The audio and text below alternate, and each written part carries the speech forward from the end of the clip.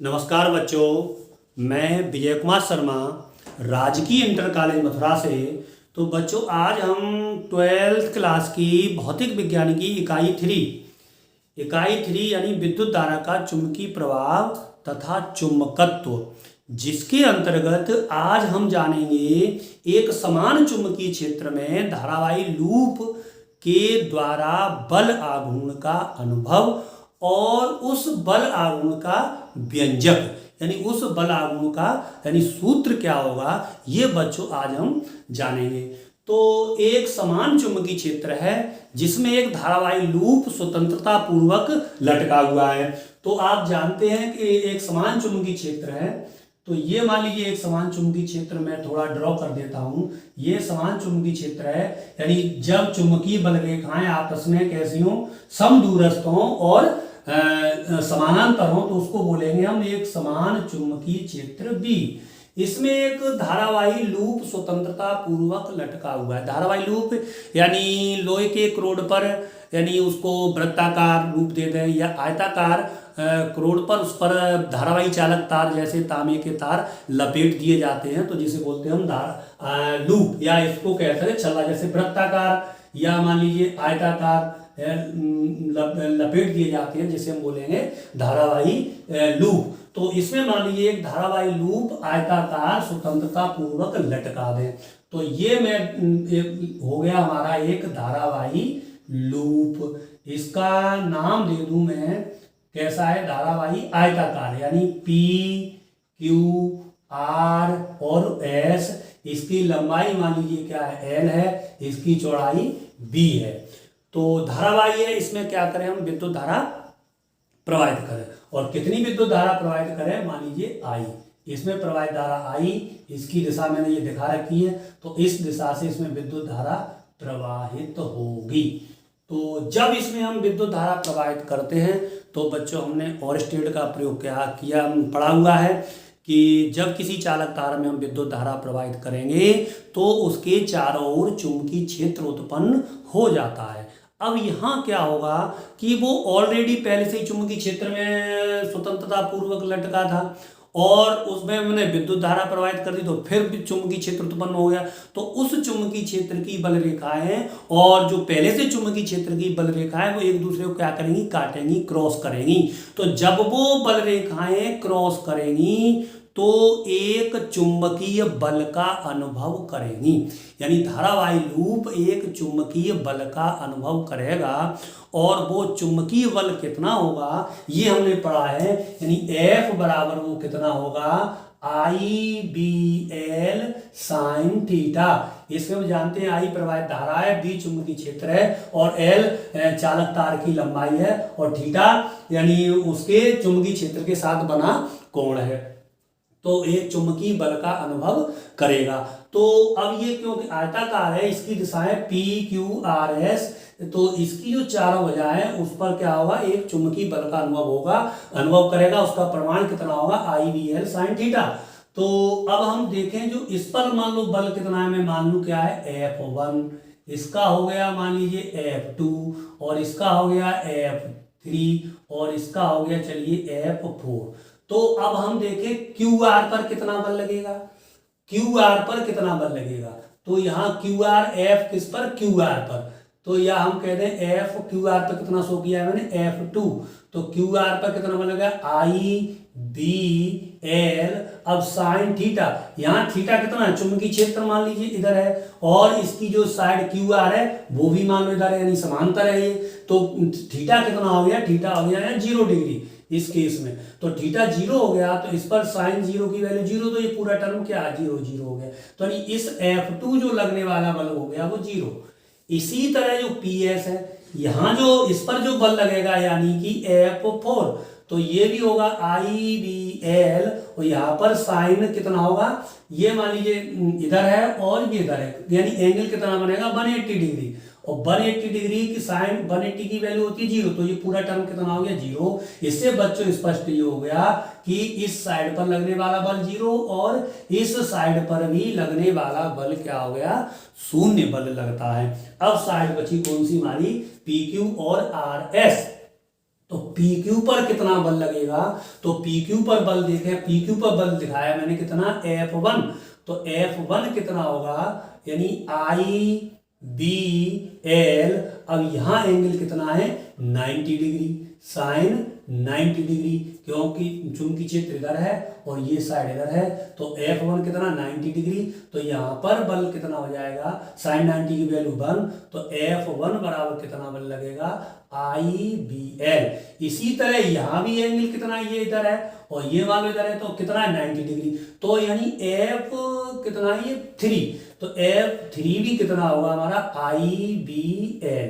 तो इस पर लगने वाला बल IBL, इस साइड पर लगने वाला बल भी कितना हो गया IBL, और कैसे दोनों बल बराबर हो गए। अब बच्चों ये ध्यान देना है, ये बल बराबर तो हो गए, लेकिन इन बल की दिशा किधर होगी, तो दिशा के लिए हम क्या करते हैं, फ्लेमिंग के बाएं हाथ के नियम से इन दोनों बलों की दिशाएं ज्ञात करेंगे। तो फ्लेमिंग के जो बाएं हाथ का नियम है वो कहता है, अगर हम अपने बाएं हाथ के अंगूठे और उसकी पास वाली तर्जनी और मध्यमा को इस तरह फैलाएं कि वे एक दूसरे के लंबवत हों, तो ये एक दूसरे के लंबवत हों, तो जो पहली उंगली यानी तर्जनी वो चुंबकीय क्षेत्र की दिशा में हो, बीच वाली उंगली क्या हो विद्युत धारा की दिशा में हो, तो अंगूठा उस पर लगने वाले बल की दिशा बताता है। तो थोड़ा यहाँ लगा करके देखें कि ये जो चुंबकीय यानी चुंबकीय क्षेत्र की दिशा में हो और ये विद्युत धारा की दिशा में हो, तो इसका मतलब कुछ इस तरह से करना पड़ेगा। तो अंगूठा जो गया किधर गया, अंदर की तरफ गया, यानी इस पर जो बल लगेगा वो किधर लगेगा, यानी QP पर जो बल लगेगा वो किधर लगेगा, अंदर की तरफ। अब अंदर की तरफ हम किस तरह दिखाएं, तो इसको हम क्या करेंगे, मैं इस तरह से दिखा देता हूं, ये मान के चले अंदर की तरफ बल इसमें लगेगा। और RS पर, जरा RS पे भी देखें, ये क्या हो गया, विद्युत धारा की दिशा होगी, चुंबकीय क्षेत्र की तरफ, इधर की तरफ बाहर की तरफ, यानी तो इस पर जो बल लगेगा बाहर की तरफ, तो इस पर बाहर की तरफ बल किस तरह, मैं इस तरह से दिखा दूंगा, तो ये बाहर की तरफ बल कार्य करते हैं किस पर, यानी F1 और F3 यानी PQ और RS पर।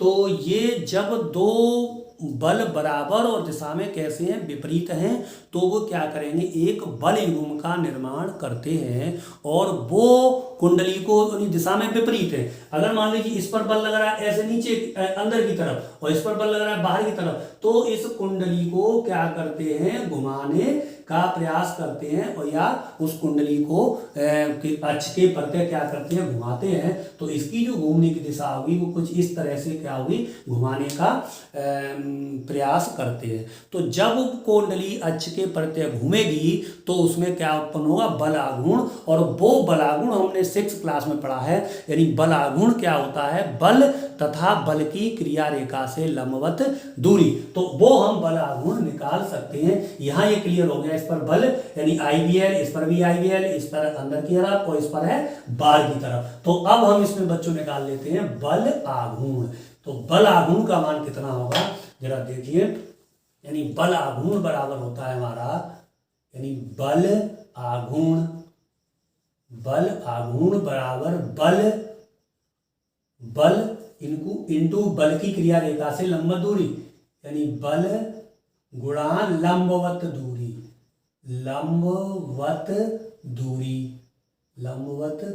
तो बल बराबर है IBL, तो IBL यानी F1 बराबर F3 बराबर मान लीजिए मैंने F और इंटू लंबवत दूरी। तो लंबवत दूरी देखिए कितनी होगी, ये मान लीजिए इस बल की दिशा कुछ इस तरह से है और इस बल की दिशा कुछ इस तरह से है, तो ये जो साइड है ये मान लो P और ये है P और ये है S, तो ये कितना है मान लो B, तो यहाँ से यहाँ तक की लंबाई B है। तो अब हम देखने बल की क्रिया रेखा से लंबवत दूरी। अब क्रिया रेखा देखो, तो इसकी क्रिया रेखा कुछ इस तरह से होगी और इसकी क्रिया रेखा इस तरह से होगी और इस तरह से। तो ये कोण है मान लीजिए थीटा, और ये इसका क्या है, घूर्णन अक्ष है, थोड़ा सीधा कर दें इसको, ये घूर्णन अक्ष है मान लीजिए n डैश, और ये क्या है हमारा चुंबकीय क्षेत्र कोण थीटा है। तो अगर हम इसका ये बल की क्रिया रेखा से लंबवत दूरी निकालें, तो ये लंबवत दूरी मान लीजिए थीटा है, तो ये थीटा, तो ये कोण 90 का है, तो ये कर्ण हो गया, और ये क्या हो गया मान लीजिए लंब हो गया। तो लंब थोड़ी देर के लिए मान लूँ x, तो हमने पढ़ा है कि साइन थीटा बराबर क्या होता है, लंब बटे कर्ण। तो लंब हो गया इसमें x और कर्ण कितना है b, तो x बराबर आ गया b साइन थीटा। तो बल की क्रिया रेखा से जो लंबवत दूरी आई वो कितनी आई, b साइन थीटा।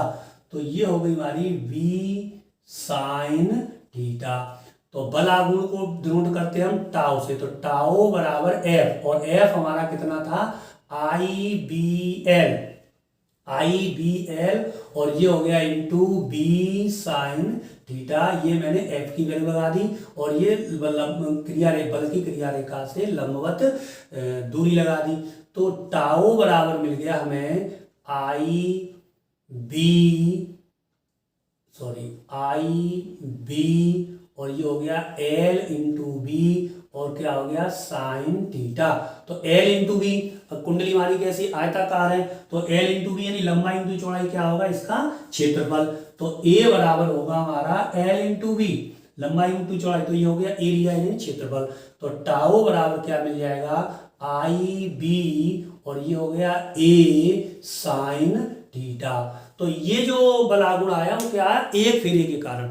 अगर कुंडली में फेरों की संख्या n हो, तो मैं लिख देता हूं यदि कुंडली या लूप कुंडली में फेरों की संख्या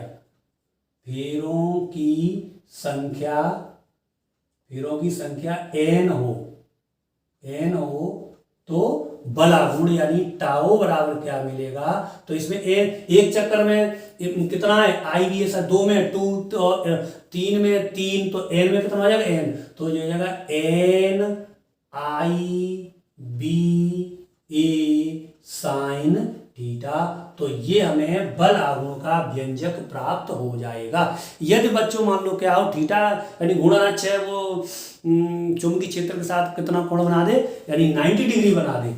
तो यदि इसको भी थोड़ा लिख देता हूँ, यदि थीटा बराबर कितना हो, 90 डिग्री हो, तो बल आघूर्ण कितना प्राप्त होगा, टाउ बराबर हो जाएगा एन आई बी ए, और यानी कितना हो जाएगा साइन 90 डिग्री, और साइन 90 की वैल्यू कितनी होती है, 1।